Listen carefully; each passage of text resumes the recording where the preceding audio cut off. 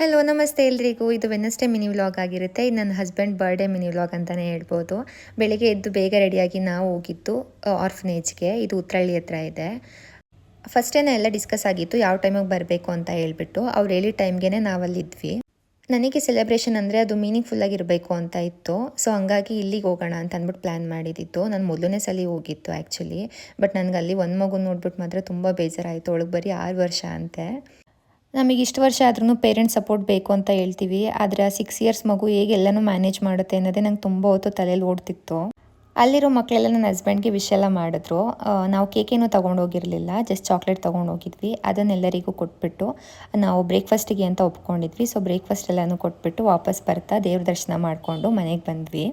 ಮನೆಗೆ ಬಂದು night decoration ಮಾಡಿದ್ದೆಲ್ಲನೂ remove ಮಾಡ್ತಿದ್ದೆ. ಅಲ್ಲಿದ್ದಿದ್ದು ಬಲೂನ್ಸ್ ಎಲ್ಲನೂ ತೊಗೊಂಡೋಗ್ಬಿಟ್ಟು ಮುಂದೆ ಕನ್ಸ್ಟ್ರಕ್ಟ್ ಮಾಡ್ತಿರೋ ಪ್ಲೇಸಲ್ಲಿ ಮಕ್ಕಳಿದ್ರು, ಅವರು ಕೊಟ್ಟಿದ್ದೆ. ಅವ್ರು ಹೇಗೆ ಆಟಾಡ್ತಿದ್ದಾರೆ ನೋಡಿ ಖುಷಿ ಆಯಿತು.